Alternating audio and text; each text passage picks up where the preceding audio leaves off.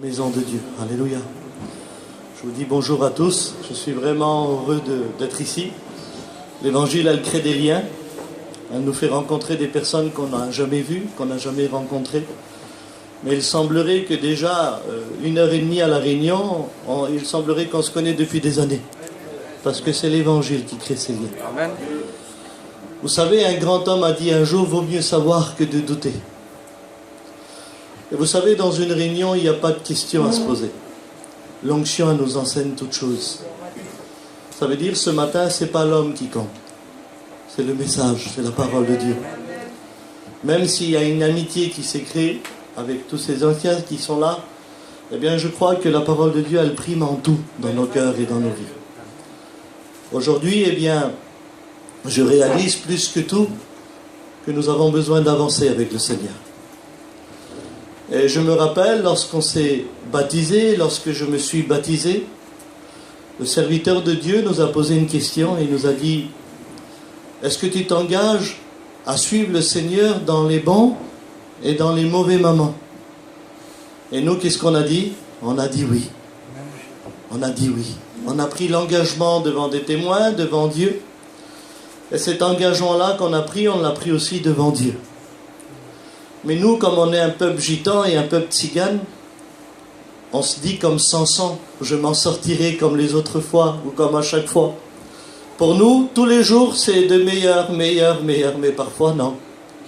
Parfois, il y a le vent contraire. Parfois, il y a des problèmes familiales. Parfois, il y a des problèmes de maladie, problèmes financiers. Il y a toutes sortes de problèmes. Et puis, cet engagement, parfois, alors, il devient lourd pour certains. Et parfois, on se pose la question, comment faire? Qu'est-ce qu'il faut faire? Eh bien, j'en bénis Dieu parce que la parole de Dieu m'enseigne que Dieu nous encourage à avancer.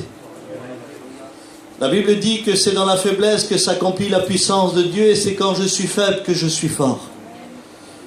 J'en bénis Dieu parce que parfois même les problèmes et les difficultés, nous devons avancer avec le Seigneur. Pas pour faire pire, non. Il y en a qui avancent pour faire pire parce qu'ils veulent faire à leur manière. Mais il y a un schéma dans la parole de Dieu. Et celui qui le suit réussit. Si l'arche de Noé, écoutez-moi bien, si l'arche de Noé a tenu bon, c'est parce que l'architecture venait de Dieu. Et ceux qui l'ont construit ont resté en sécurité. Et il y a des choses qu'on doit bâtir selon Dieu. La Bible dit dans le psaume 127, il dit, si ce n'est pas l'Éternel qui bâtit, celui qui bâtit, bâtit en vain. Si ce n'est pas l'Éternel qui garde la ville, celui qui la garde en vain. Il dit, en vain vous vous couchez, en vain vous vous levez. Il dit, tu cherches, il dit, j'en donne bien plus à mes serviteurs pendant leur sommeil. Ceux qui sont dans le schéma de Dieu. Eh bien, même dans leur sommeil, alléluia, Dieu est en train de bénir davantage. Et ce matin, eh bien, j'aimerais vous rappeler l'engagement que nous avons pris avec Dieu, alléluia. Et pour cela, j'aimerais vous parler du pain, alléluia, les choses les plus simples. Pas le pain de la boulangerie, hein, mais le pain du ciel, alléluia. Et vous allez voir dans la parole de Dieu qu'un simple morceau de pain, alléluia, qu'est-ce qu'il peut apporter dans une famille, dans une église, dans un foyer? Hier, nous avons apporté, est-ce qu'on est prêt à oublier tout ce qu'on a passé? Eh bien, si certains l'ont fait hier, eh bien, il est temps maintenant de reprendre l'évangile. Il est temps de se remettre sur les rails. Il est temps de retravailler pour Dieu. Il est temps de se saisir. Il est temps que tu dises maintenant, Seigneur, je t'en supplie ce matin, je mets mes problèmes entre tes mains et je m'occupe de ton œuvre. Je m'occupe de ton œuvre, Seigneur. Alléluia. Alors on va lire un verset dans la parole de Dieu. Au début, je ne le comprenais pas. Je vous dis en vérité, mais je ne le comprenais pas. Pas du tout. Et il a fallu que je vive une expérience pour que ce verset se réalise. Mais je ne le comprenais pas. Je lisais, je ne le comprenais pas. Mais j'en bénis Dieu, aujourd'hui, je l'ai réalisé et je l'ai compris dans mon cœur. Et je crois que vous allez le comprendre aussi. On va lire dans Proverbe 11 et au verset 26. Et ensuite, je vais demander à mon frère Stéphane, qui est venu en Israël avec nous, de prier le Seigneur, de présenter cette réunion. Amen. Alors écoutez ce qu'il est dit. Proverbe 11 et au verset 26. Celui qui retient le blé est maudit du peuple, mais la bénédiction est sur la tête de celui qui le vend. Je répète, celui qui retient le blé est maudit du peuple, mais la bénédiction est sur la tête de celui qui le vend. Et Isaïe 55 dit, venez acheter gratuitement. Amen. On prie le Seigneur ensemble. Seigneur, merci pour la grâce, Seigneur, merci pour le privilège, Seigneur, d'être encore aujourd'hui dans ta maison, Seigneur. Bénis ton serviteur, Seigneur, pour chacun, Seigneur. Amen. Voilà, gloire au Seigneur, Amen. Amen. Est-ce qu'on peut dire Amen? Alors, il est dit, celui qui retient le blé est maudit du peuple, mais la bénédiction est sur la tête de celui qui le vend. Et je ne comprenais pas le verset. Je dis, Seigneur, mais ça veut dire quoi ça? Alors, nous, on est des gitans. Bon, j'ai compris que pour faire du pain, il faut du blé. Alors, si vous comprenez mieux, celui qui retient le pain est maudit du peuple, mais la bénédiction est sur la tête de celui qui le vend. Et un jour, j'étais au magasin, je faisais mes commissions avec ma femme, et puis je vois mon cousin Germain de loin. Mais quand je le vois de loin, il est un peu fâché. Il me fait une tête un peu énervée. Mais moi, je le connais, il me sourit à chaque fois. Alors, qu'est-ce que je fais? Je m'approche de lui, puis je dis, ça va, David? Il me dit, ça va, ça va. Il dit, t'as pas écouté hier qu'on était à l'hôpital toute la nuit? Ben, je dis, non, David. Comment vous étiez à l'hôpital? Ben, je dis, t'aurais pu m'appeler? Oui, mais j'avais pas que ça à faire, t'aurais dû le savoir, t'es un serviteur de Dieu. On a passé la nuit à l'hôpital. Et puis, il était fâché. Je dis, écoute, David, je te dis en vérité, je te demande pardon, je ne savais pas. Tu étais à l'hôpital. Je ne l'ai pas su, en vérité, mais je viens chez toi tout à l'heure. Et là, c'était ma première expérience. Écoutez-moi. Un peu plus tard, je vois une famille. Des cousins de mon père. Encore fâchés. Je dis, Seigneur, je vais me faire tuer. Mais bonjour, vous allez bien? Il dit, t'as pas su hier qu'on était au tribunal toute la journée? Vous aurez pu venir. Et là, quand ils ont dit ça, vous aurez pu venir. Le verset, il s'est ouvert comme ça devant moi. Et là, j'ai réalisé que celui qui retient le pain, le peuple parle. Mais la bénédiction est sur la tête de celui qui le donne. Et là, j'ai réalisé que les gens aujourd'hui du dehors, ils nous voient à nous, chrétiens, chrétiennes, avec du pain dans nos mains. Et j'ai réalisé que ces gens-là, dans le problème, ils ont faim spirituellement. Et eux, ils savent que nous, lorsqu'on s'est baptisé, lorsqu'on s'est engagé, on a eu du pain avec nous. Et ce pain-là, eux, ils en ont besoin. Et lorsqu'on le retient, eh bien, eux, ils sont pas contents. Maintenant, j'ai compris, parce que je comprenais pas, celui qui retient le blé est maudit du peuple. Mais Seigneur, comment maudit? C'est des mauvaises paroles. Et là, j'ai compris. Le peuple parle, le peuple murmure. Et là, j'ai réalisé que c'est vrai, Seigneur. On a du pain, nous. C'est le pain de la parole de Dieu. Et lorsqu'on s'est engagé avec Dieu, vous vous rappelez de ce feu qui était en nous et qui est encore en nous, où on s'est dit, demain j'irai là-bas, demain je parlerai comme ça, demain j'irai chez tel foyer, demain j'irai dans tel terrain, demain j'irai dans ce terrain désigné, demain j'irai témoigner, j'irai parler. Mais comme par hasard, au moment où on a eu cette flamme en nous, eh bien, les problèmes avec les enfants, les problèmes dans le foyer, les problèmes de maladie, les problèmes d'argent, les inquiétudes, eh bien, les peurs, et puis on s'est dit, eh bien, j'irai demain, j'irai après-demain, j'irai demain, j'irai tout à l'heure, et on mettait toujours au lendemain ce qu'on pouvait faire aujourd'hui. On a toujours remis à demain, il y a toujours eu des obstacles, et le jour où on a voulu y aller et s'engager pour l'œuvre de Dieu, on touchait le pain, et le pain était rassis. Et qu'est-ce qu'on s'est dit? Alors c'est pas la peine, c'est pas pour moi, c'est pas pour nous. Et qu'est-ce qu'on s'est fait? On s'est renfermé sur nous-mêmes. Nos petites réunions, 3 fois par semaine, nos petits repas, nos petits desserts, nos petits trains de vie. Nous à Paris on dit boulot, dodo, métro. La fatigue parisienne, boulot, dodo, métro. Et ça n'allait plus loin. Et puis on arrivait dans une fatigue, puis l'envie de prier, puis l'envie de jeûner, puis l'envie d'aimer, et puis là, tout doucement, tout doucement, tout doucement, la Bible dit, faute de bois, le feu s'éteint. Mais on n'ose le dire à personne. Alors qu'est-ce qu'on dit? On a pitié de temps en temps, quand on écoute. Mais il n'y a plus réellement ce feu en nous. Il n'y a plus réellement l'amour des âmes qu'il y avait avant. Et aujourd'hui, on est prêt à dire, chacun pour soi et Dieu pour tous. Et pourtant, la Bible nous enseigne à nous aimer les uns les autres. À nous supporter les uns les autres. C'est ce que la Bible dit. Et là, je réalisais, et puis je dis, Seigneur, comment alors? Et j'ai réalisé que celui qui retient est le peuple pas. Aujourd'hui, on entend dire, il est beau lui. Hein, elle est belle, elle. Il y a des semaines qu'elle ne nous regarde pas dessus. Il y a des mois, il ne s'arrête pas pour nous parler. On entend dire aujourd'hui toutes sortes de mots. Et puis je réalise dans mon cœur que nous sommes l'Église de Dieu.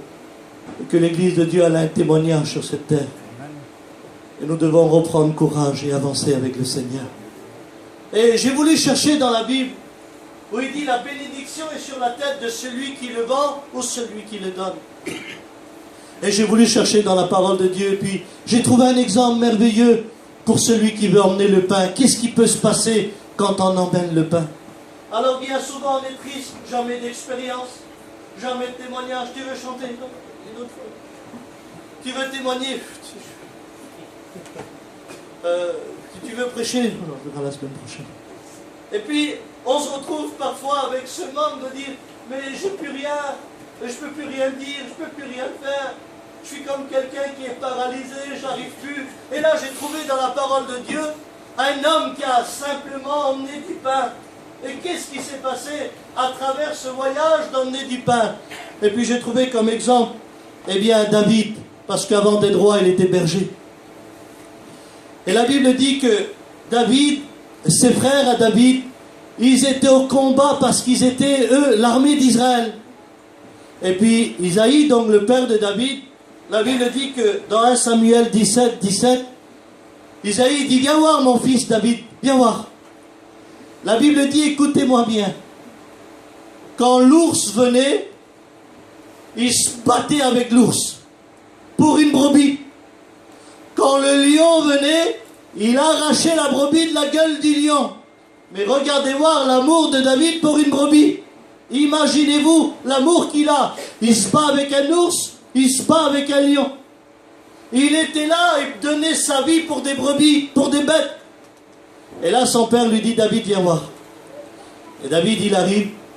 Et son père lui dit, David, je t'en supplie, prends ces 10 pains. Emmène-les chez tes frères qui sont dans le combat.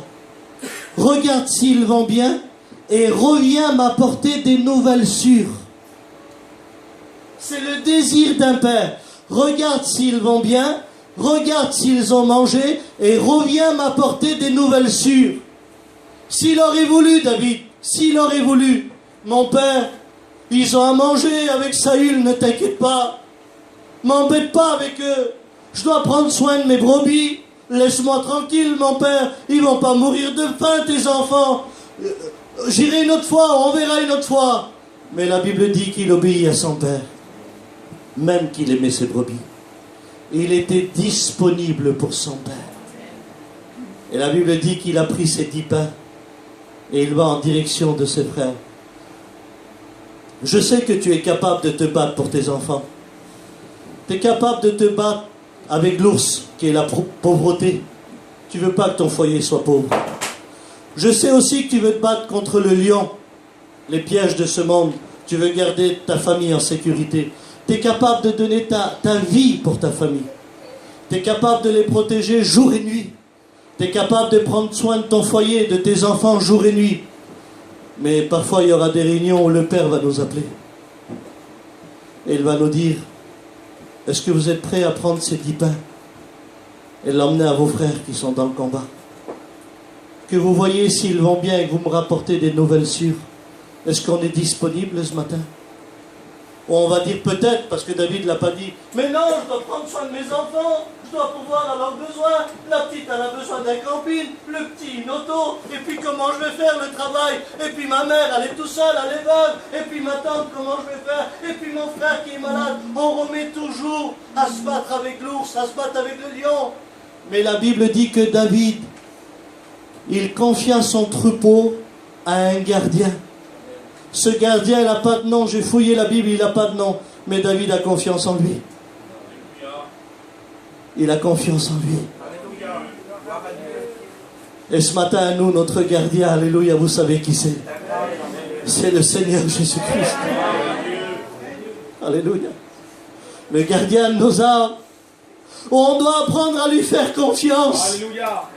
Et puis David, j'en suis sûr, David, il était là, et le gardien, il était là aussi. Et il a dit, écoute, vers l'heure comme ça, là, il y a un ours qui vient. Et il vient de ce côté-là. Alors reste éveillé. Tu sais comment tu peux lui faire peur? Allume un feu. Allume un feu, fais une braise. Et puis cours vers lui. Et tu verras que l'ours aura peur. Il dit, si le lion vient, écoute, il vient toujours par là. Fais un feu ici. Fais un feu. Et puis il ne viendra pas. Il a dû lui donner des conseils. Il a dû lui dire des paroles. Et puis certainement ce matin, dans ta prière, tu dois dire, Seigneur, tu connais mon fils, le caractère qu'il a. Tu connais ma fille, comment qu'elle est. Tu connais mon père, comment qu'il est dur, Seigneur. Tu vois ma mère, ma famille, t'explique à Dieu toutes les choses que tu vois. Et puis le gardien, certainement, David, ne t'inquiète pas. Pas ramener les pains. Je vais prendre soin. Et le Seigneur te dit ce matin, ne t'inquiète pas. Je vais prendre soin. Prends les pains. Et là, il part en direction vers ses frères. Et quand il arrive vers ses frères, eh bien la Bible dit que quand il arrive vers ses frères, il donne le pain. Voilà le devoir d'un homme béni. Il a la bénédiction sur sa tête. Il a pris le pain et puis il partage. Il dit, tenez, mon Père m'envoie pour vous donner le pain. Et pour savoir si vous allez bien. Et puis d'un coup, il a un frère, il s'appelle Eliab. Vous savez ce qu'il lui fait son frère à lui? Parce que quand vous donnez du pain, ne vous attendez pas toujours à la vie en rose. Hein? Celui qui veut servir Christ puissamment sera persécuté, dit la Bible. Ne vous attendez pas à une belle vie quand vous allez visiter. Vous savez ce que son frère va lui dire? Que fais-tu ici, petit orgueilleux? C'est quand même vexant, non? Que fais-tu ici, petit orgueilleux? Et à qui as-tu laissé ton peu de brebis dans le désert? Il le blesse. Il sait que David donne sa vie pour ses brebis. À qui as-tu laissé ton peu de brebis dans le désert? Que fais-tu ici, petit orgueilleux? Maintenant, si c'est David, pourquoi tu me parles comme ça? Je viens de faire je ne sais pas combien de kilomètres pour t'apporter du pain, et puis tu me parles comme ça. Pourquoi tu es méchant comme ça? Mais un homme béni, il ne parle pas. Il obéit à son père. Parce que ce qui intéressait David dans son cœur, c'est pas ce que son frère disait. C'est ce qu'il obéissait à lui. L'image de son père. Il aurait pu parler. Mais vous savez c'est qui Eliab? Je vais vous dire c'est qui Eliab. Vous êtes obligé de le savoir. Eliab, c'est où le prophète Samuel l'a regardé. Et quand il l'a vu un homme grand et fort. Et il a dit certainement que c'est lui le roi d'Israël. C'est lui. L'homme regarde à ce qui frappe les yeux, mais l'Éternel regarde au cœur. Mais vous savez ce que Dieu lui a dit à Samuel? C'est pas lui, Samuel, je l'ai rejeté. Maintenant, je comprends pourquoi que Dieu l'a rejeté. Il est jaloux, il a de l'amertume dans l'âme, et il a de la haine dans son cœur. Maintenant, je comprends pourquoi qu'il n'était pas le roi d'Israël. Parce que quand on est des jaloux, avec l'amertume dans l'âme, on ne fait pas partie du plan de Dieu. On a l'épée, on a le casque, on a l'armure, même si on fait partie de l'armée d'Israël. Mais si on a de la haine dans le cœur, on est rejeté par Dieu. Et lui, il a été rejeté. Ne le regarde pas, je l'ai rejeté. C'est lui, Eliab, la jalousie dans le cœur. Mais David ne dit rien. Et pendant que David, eh bien, il accomplit ce que son père voulait, il a distribué le pain, la bénédiction est sur sa tête. Et puis là, d'un coup, un homme sort, qu'on appelle Goliath, un homme de 3 mètres, qui est en train de terroriser l'armée d'Israël. Il sort, Et il dit, amenez-moi un homme qui se bat avec moi. Et il dit, s'il me bat, eh bien c'est les Philistins qui seront assujettis à vous. Et si on gagne, c'est Israël qui sera assujetti à nous, c'est-à-dire, vous serez nos esclaves. Et eux, ils avaient tous peur. Ils avaient tous peur, ils avaient l'épée, le casque. Ils avaient l'armure des hommes de guerre. Mais ils tremblaient, ils avaient peur. Puis David, un petit berger, il sent encore de la brebis, son petit bâton de berger avec lui. Il a dit, mais qui est ce Philistin pour insulter l'armée d'Israël? Il dit, prenez courage mes frères. Il n'est pas chef de l'armée, hein. C'est un petit berger. Mais quand on est un homme béni et une femme bénie, on a le mot de Dieu. On a le mot de Dieu. Prenez courage. Je vais faire voir à ce Philistin aujourd'hui qu'il y a un Dieu en Israël. Il y a un Dieu en Israël. Mais je me pose la question, pourquoi que David n'a pas peur et que toute l'armée a peur? L'armée qui est formée à combattre, l'armée qui était là, bien formée pour tuer, ils ont peur. Vous savez pourquoi qu'ils ont peur?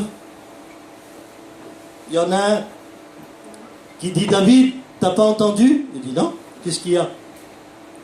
Saül a dit que celui qui tue Goliath et lui donne sa fille au mariage et toutes ses richesses. Voilà pourquoi il perdait. Parce qu'il ne combattait plus au nom de l'Éternel. Il combattait pour se marier avec la fille de Saül et pour prendre l'or et l'argent. Et quand on combat avec un esprit d'intérêt, mes amis, c'est la défaite au rendez-vous. Il n'y aura jamais de victoire. Mais ce jour-là, David n'était pas venu pour se marier et s'enrichir. Il était venu nourrir ses frères. Alors Dieu va l'utiliser. Alors, Saül l'appelle. Et quand il appelle, il dit, alors? Il dit, mais il va te tuer. C'est un guerrier. Tu ne pourras pas faire le poids contre lui. Et David, il dit, j'ai arraché la brebis de la gueule du lion, je me suis battu contre l'ours. Il dit, je peux me battre contre ce Philistin. Et là, Saül, il veut lui donner son armure. Mais quand il lui a donné son armure, la Bible dit qu'il ne pouvait pas faire un pas, il ne pouvait pas avancer. Je vous en supplie, ne soyez jamais habillés des hommes pour combattre. Soyez vous-même avec le courage de Dieu. Je vous en supplie, ne soyez jamais habillés d'un homme. Jamais. Restez vous-même et restons nous-mêmes avec l'évangile dans nos cœurs. Alléluia. Vous savez ce qu'il a fait, David? C'est pas un orgueilleux, David. C'est pas un orgueilleux.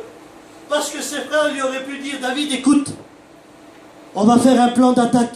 On va se faire comme ça, on va faire comme ça, on va faire comme ça. Tu as toujours des plans d'attaque, vous avez vu? Il y a toujours quelqu'un qui a un plan. Mais les plans des hommes, ça ne marche pas bien souvent. C'est des méthodes. La Bible dit que David est parti au torrent. Là où il y a des ruisseaux. Là où c'est calme.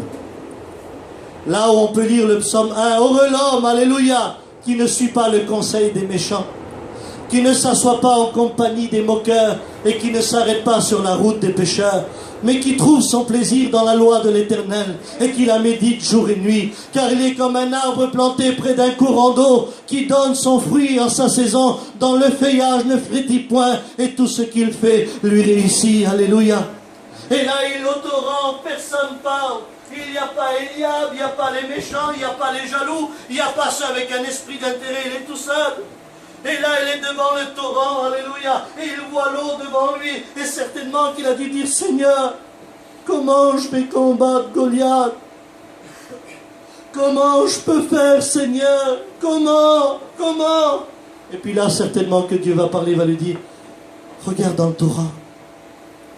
Regarde dans le torrent, David. Prends 5 pierres polies. Et certainement, peut-être David a dit, mais des pierres contre Goliath, mais est-ce que tu as vu l'homme, Seigneur? Qu'est-ce que des pierres? Non, je ne peux pas, c'est impossible. Parce que quand on va au torrent de Dieu, il n'y a pas d'armes. Ce n'est ni par la force, ni par la puissance, mais par mon esprit, dit l'Éternel. Par mon esprit. Et il a dit, prends ton bâton et prends les pierres. Prends les pierres. Et certainement, là, quand il a pris les pierres et qu'il a mis dans sa jubisière, le Seigneur lui a dit, va avec ces choses, parce que je suis avec toi. Et puis, lorsqu'il est arrivé devant Goliath, il dit, tu viens avec ton épée et ton javelot, Mais dis-moi, je viens au nom de l'Éternel. Et lorsqu'il prend la pierre et puis là il jette la pierre, eh bien cette pierre elle s'est dirigée et puis elle a touché eh bien, la tête de Goliath. Et puis il est tombé par terre. Et la Bible dit que David avec l'épée de Goliath lui a tranché la tête. Et il a levé la tête. Et il a dit maintenant il ne parlera plus. Et la victoire était venue en Israël. La victoire est une grande victoire et une grande victoire. Et je m'aperçois que simplement en emmenant du pain, alléluia, il encourage ses frères et il tue Goliath. Alléluia. Je vous pose la question ce matin. Vous en connaissez pas, vous, des Goliaths de la drogue, de l'alcool, de la dépression, de l'angoisse? Des Goliaths qui se cachent dans les terrains, dans les maisons, dans les terrains désignés. Des Goliaths qui sont cachés, qui terrorisent les familles jour et nuit par les problèmes et les difficultés. On en connaît plein, nous, des Goliaths qui se cachent. Mais vous savez, j'aimerais vous dire quelque chose. Il y a un schéma, et ça, c'est la règle d'or. On ne peut pas tuer Goliath si d'abord on n'est pas capable de faire confiance à Dieu. On ne peut pas tuer des Goliaths si on n'est pas capable de distribuer du pain avec un amour ardent. On n'est pas capable de tuer des Goliaths si on n'est pas capable d'aller au torrent de Dieu. Parce que si David, il n'aurait pas pris les pains, et il n'aurait pas fait confiance à son gardien, et qu'il n'aurait pas été au torrent de Dieu, ce n'est pas les pierres du torrent qu'il aurait pris, c'est les pierres des pharisiens, pour juger et condamner. Les pierres qu'ils ont voulu lapider cette femme. Et ces pierres-là, vous savez ce qu'il fait? Regarde, tu peux les prendre, les jeter, et regarde ce qu'il fait Goliath. Hop, vas-y, vas-y, jette encore. Hop, allez, vas-y, hop. Vous savez pourquoi? Parce que nous, aujourd'hui, dans le monde où on vit, on ne veut plus distribuer du pain. On veut tuer des Goliaths pour que notre renommée sorte. Mais avant de tuer Goliath, il faut obéir, premièrement. Il faut faire confiance. Il faut prendre le pain. Il faut le distribuer dans les moments les plus difficiles. Et il faut aller au torrent de Dieu. Il y a combien de temps que tu n'es pas venu au torrent de Dieu? Il y a combien de temps que tu combats à ta manière les problèmes de ta fille, de ton garçon? Il y a combien de temps que tu veux gérer le foyer de tes enfants à ta manière? Il y a combien de temps que tu veux gérer ton foyer à ta manière? Il y a combien de temps que tu veux combattre avec tes propres forces? Il y a combien de temps que tu veux combattre Goliath dans ton foyer? Il y a combien de temps que tu n'es pas venu au torrent de Dieu? Et tu combats selon les hommes. Ma fille dit ça. Ma fille te laisse pas faire. Mon garçon dit ça. Te laisse pas faire. Mon mari dit ça. Ma femme dit ça. On combat selon l'homme. Pas de victoire. Mais ce matin, Dieu m'apprend que premièrement, je dois lui faire confiance. Que deuxièmement, je dois lui obéir. Troisièmement, je dois trouver du temps pour lui. Quatrièmement, je dois emmener le pain. Cinquièmement, je dois rentrer dans le torrent de Dieu. Et quand on suit ces conditions, la victoire est au rendez-vous. La victoire est au rendez-vous. Et des victoires, Dieu en a pour nous. Mais on s'est renfermé sur nous-mêmes. On veut toujours combattre l'ours, on veut toujours combattre le lion, on veut toujours faire attention à nos garçons, à nos filles, gloire à Dieu. Mais on est des chrétiens, on est des chrétiennes, on est des serviteurs de Dieu. Nous sommes appelés à avancer avec Dieu. Nous sommes appelés à lui faire confiance. Nous sommes appelés, alléluia, que la crainte s'en va et que nous voulons le servir de tout notre cœur. Et puis ce matin, il y en a qui attendent le feu. Il y en a qui attendent l'onction. Contente-toi du pain. Ça sera assez pour des victoires. Contente-toi du pain. Un jour, j'ai écouté qu'une fille chez nous à Paris, elle a tué sa cousine par jalousie. Elle l'a plantée avec un couteau. Elle a fait 7 ans de prison. Et elle est restée 3 ans dans un terrain tout seul. Avant de tuer la fille par jalousie, elle a eu un petit frère et une petite sœur qui sont morts dans un accident de voiture. Et elle a eu un petit bébé avec le respect que je vous dois à la naissance qui est mort. Et pendant toutes ces années, elle s'était renfermée sur elle-même. Certainement que Goliath n'a pas lâché l'affaire aussi facilement. Meurtrière que tu es. Personne t'aime. t'es foutu, t'es inutile, certainement les paroles de tous les jours. Et quand j'ai écouté parler de cette fille, j'étais avec un chrétien en train de travailler, de chercher du travail. Et puis il était presque 11h30 midi. Alors qu'est-ce qui s'est passé? C'est que je regarde sur le chrétien, je l'écoute. Je dis, on m'a dit où c'est qu'elle habite cette fille-là. Je dis, ça serait bien qu'on va la voir. Et l'autre il me regarde. Il dit, t'es complètement fou toi. Tu crois que je vais aller là-bas? Mais t'es un malade dans ta tête. J'écoute, on n'a pas travaillé, il est midi. Puis ça sert à rien, la journée elle est foutue. Alors je dis, on va y aller. Puis je tourne. Et quand je tourne, il ouvre la porte pour sortir. Il dit, je viens pas avec toi. Mais je dis, qu'est-ce que t'as? T'es de sa famille? Non, bah alors pourquoi t'as peur? Moi aussi je la connais pas. Mais on va y aller. Et on arrive, c'est une impasse. Et ce que je vous dis, c'est réel. Je place ma petite voiture, j'éteins. Et puis là, on rentre dans le terrain. Le petit camping au fond du terrain. Il faisait jour, le terrain, il était noir. Il faisait jour, il était midi. Dans le terrain, on dirait qu'il était 22h30. Vous voyez un petit peu l'état de ce qui se passe. Et je rentre dans le terrain. Maintenant, on est dans le terrain, obligé d'avancer. On ne peut plus revenir en arrière. On arrive au camping, obligé. Je frappe à la porte. C'est qui? C'est la voix d'une femme que j'entends. Quoi dire? C'est qui? C'est pas ma cousine? C'est pas ma nièce? Quoi dire? Et l'autre à côté. Et puis j'ai pas d'autres mots. Je dis, je suis serviteur de Dieu, je viens te dire que Jésus t'aime et qu'il ne t'a pas oublié. Elle ouvre la porte, mais comme ça, comme je fais. Comme ça. Qu'est-ce que je fais encore? Qu'est-ce que je fais encore? Je dis, t'as rien fait. Je viens te dire que Jésus t'aime et il ne t'a pas oublié. Jésus t'aime. Et elle descend du camping.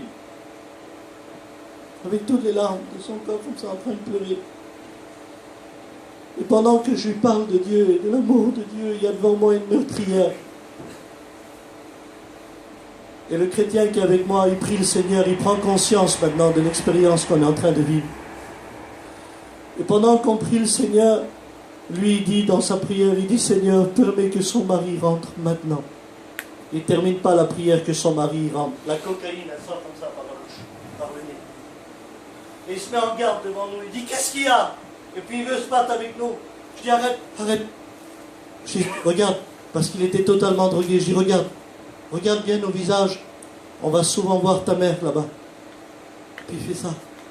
Ah, il dit, c'est vous. Je dis, viens, on rentre dans ton chalet. Parce que le Seigneur est rentré chez toi. Viens. Et là, on est rentré dans le chalet. Puis on parle de Dieu, on parle de Dieu, et on parle de Dieu, et on parle de Dieu. Lui drogué, elle meurtrière. Et pendant que je suis debout, écoutez-moi bien, j'ai déjà pris mes enfants pleurer parce qu'ils se sont fait mal. J'ai déjà pris ma femme dans mes bras pleurer pour sa famille. Mais prendre un drogué, une meurtrière et que leurs larmes ils coulent sur votre chemise comme ça. Et je dis, Seigneur, il n'y a que toi qui peux changer leur vie. Amen.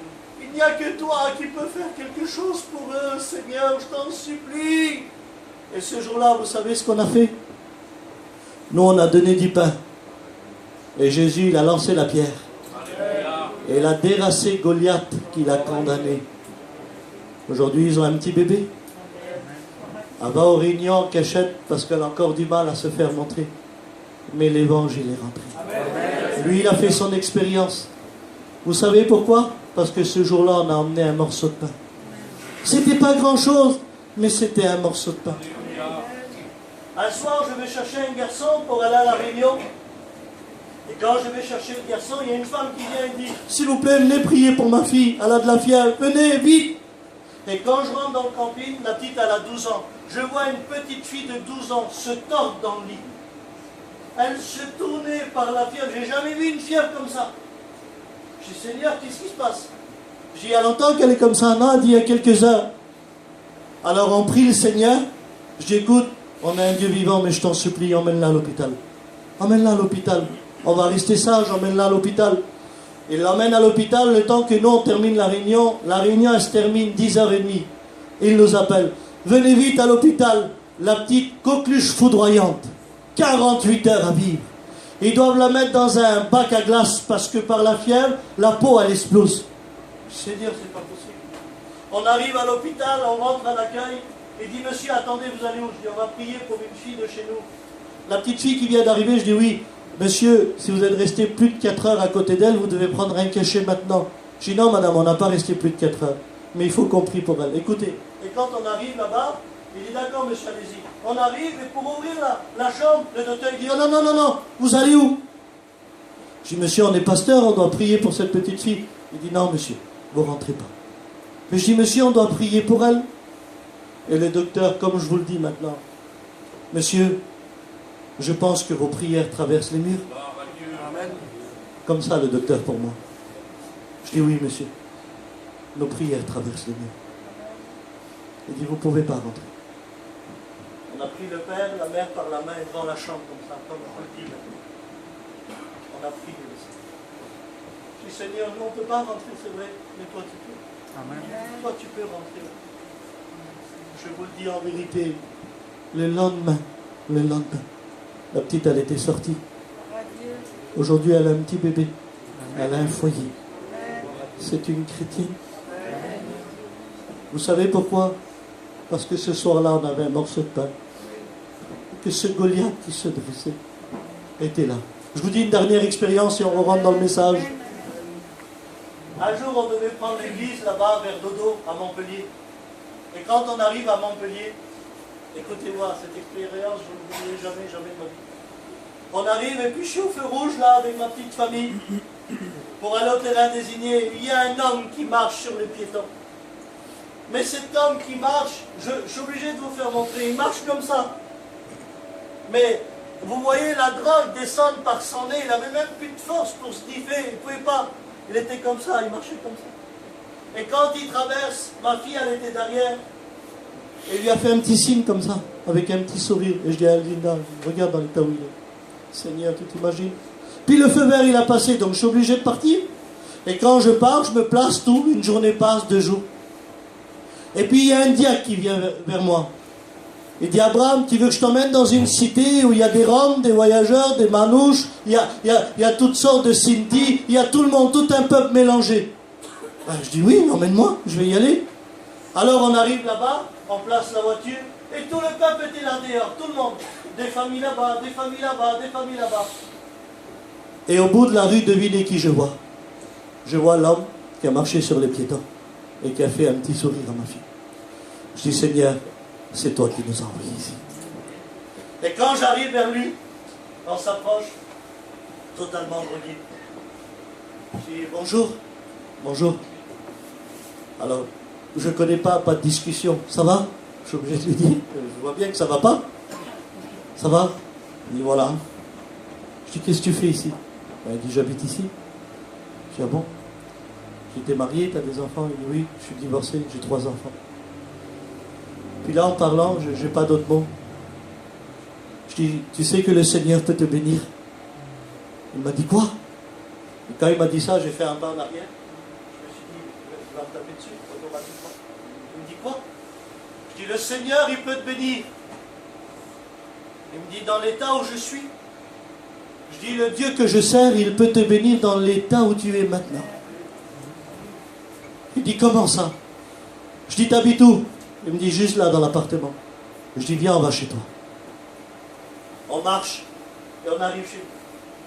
Quand on arrive chez lui, je me mets à genoux, avec le diacre. Et là, je dis au Seigneur, Seigneur, nous, maintenant, on ne peut plus rien faire. C'est toi qui dois prendre la relève. Seigneur, il n'y a que toi qui peux faire quelque chose. Je t'en supplie, Seigneur, fais-le toi. Et pendant un moment, j'écoute quelqu'un pleurer. Alors j'ouvre pas mes yeux, pour moi c'est le diacre. Vous avez vu un nouveau converti, il pleure tous les minutes. Alors je me suis dit, c'est lui qui pleure. C'est pas le drogué, c'est impossible. Je dis, c'est le diacre. Quand j'ouvre mes yeux, je vois le drogué à genoux, les 2 mains au ciel. Et vous savez ce qu'il a dit? J'oublierai jamais. Il dit, merci Seigneur, parce que tu ne m'as pas oublié. Et que tu as envoyé tes serviteurs vers moi. Merci mon Dieu, merci. Une présence de Dieu dans l'appartement. Lui en train de pleurer, comme ça, des larmes, en train de pleurer. Et puis je réalise quelque chose. que ce jour-là, on a donné du pain, mais Jésus a lancé la pierre. Et il a dérassé le Goliath de la drogue. Vivre une expérience ou vivre des expériences, c'est notre engagement qui compte. C'est reprendre espoir et faire confiance à Dieu. Amen. Il est écrit dans Jean, chapitre 6 et au verset 32, écoutez-moi bien. Car mon Père vous donne le vrai pain du ciel. Car le pain de Dieu est celui qui est descendu du ciel et qui donne la vie au monde. Et les disciples lui diront, Seigneur, donne-nous toujours de ce pain.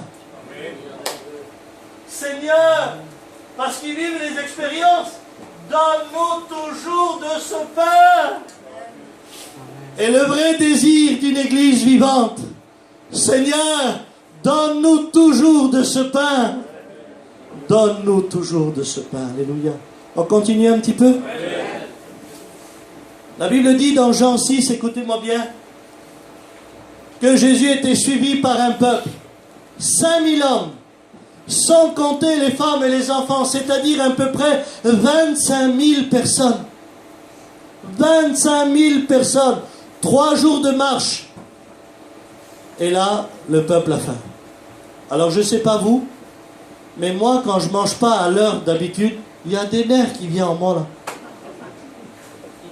Pourtant, je ne suis pas nerveux. Mais si je n'ai pas mangé à l'heure où je suis habitué, ben, t'écoutes des petits placards claqués, des chaises un petit peu brutes. Là, il y a 25 000 nerveux là. 3 jours de marche. Ils suivent le Seigneur. Et le peuple a faim. Je vous le dis en réalité, nous on pense que c'est une poésie de la Bible, mais c'est un fait réel. 25 000 personnes ont faim. Ils suivent Jésus depuis 3 jours. Et les disciples arrivent. Quels sont les hommes? Et quand ils arrivent, vous savez, c'est pas parce qu'on est avec Jésus qu'on a la meilleure solution. On peut être tout près et on est négatif à 100%. Je vous le dis en vérité. C'est pas parce qu'on est avec lui qu'on a raison. Ou qu'on a la bonne idée. C'est lui qui a le mot de la fin. Il y en a un qui arrive. Alors, il dit, Jésus, le peuple a faim. Il dit, donnez-leur vous-même à manger. Alors, ils se regardent, ils sont quelques-uns. Ils voient 25 000 personnes. Alors, par la panique, l'autre, Seigneur, renvoie-les. Renvoie-les à la maison. Quelle solution? 3 jours de marche tout seul, affamé. Négatif. L'autre, il parle. De toute façon, la nuit s'approche, ça ne sert à rien. On ne pourra pas y aller. Négatif. Pourtant, à côté de Jésus. Il y en a un, alors lui, je l'aime. Lui, je l'aime. Il fouille ses poches, lui. Eh oui, parfois, les gens dans le problème, ils fouillent leurs poches. Il dit, moi, il dit, j'ai 200 deniers, Seigneur. Mais il dit, qu'est-ce que 200 deniers pour tout cela? Il est fier de ce qu'il a. 200 deniers, c'est 200 jours de travail, mes amis. Un jour, un denier. Il a 200 deniers dans sa poche, le monsieur. C'est pas n'importe qui. Mais il fouille ses poches. On peut avoir les poches pleines et le cerveau vide complètement. Hein. Je vous le dis ce matin. Hein. Il dit, mais qu'est-ce que cela? Il dit, pour tout cela, ça ne sert à rien. Et la Bible dit que Pierre, il trouve un enfant avec 5 pains et 2 poissons. Regardez la naïveté d'un enfant. Un enfant, tu lui donnes un morceau de pain, dans son cœur, tout le monde peut manger. Et c'est ce que Jésus avait besoin ce jour-là. Il avait besoin de la naïveté et de la simplicité. Les disciples, c'était leur solution. Pas d'argent, renvoie-les, il est trop tard. Mais il y a un enfant qui est venu avec un apôtre. L'enfant, il aurait pu dire, mais laisse-moi garder mes pains, mes poissons. Déjà pour moi, j'en ai pas. Alors pour eux. Mais la naïveté de l'enfant dans son cœur, tout le monde peut manger. Et c'est ce que le Saint-Esprit cherche ce matin. Il cherche des hommes et des femmes naïfs. Peut-être tu n'entoures pas Jésus, mais peut-être tu es dans l'assemblée, personne ne te voit, mais tu as quelque chose que Jésus a besoin. Tu as quelque chose que Jésus a besoin. Et là, il a déposé les pains dans ses mains. La Bible dit que Jésus pria, il brisa le pain, et 25 000 personnes ont mangé du pain, et ils ont resté rassasiés, dit la Bible, avec 12 paniers remplis. Comment gêner l'autre là avec ses sous? L'autre qui a dit renvoie-les. Comment qu'ils ont dû se sentir gênés? Regarde, c'est le petit qui a fait le miracle avec Jésus. Comment qu'on est gêné? On n'a rien pu faire, pas possible. Les frères, je peux prendre un petit morceau de pain?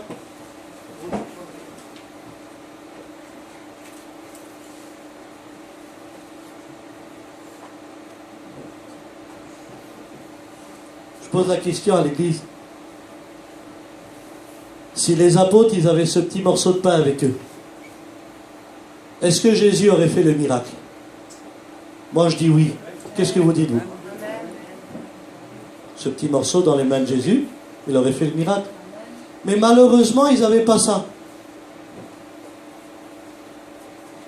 Ils avaient ça, eux.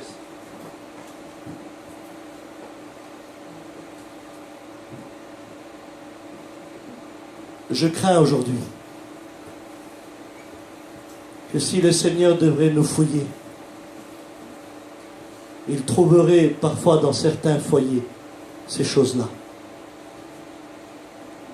Et puis ça.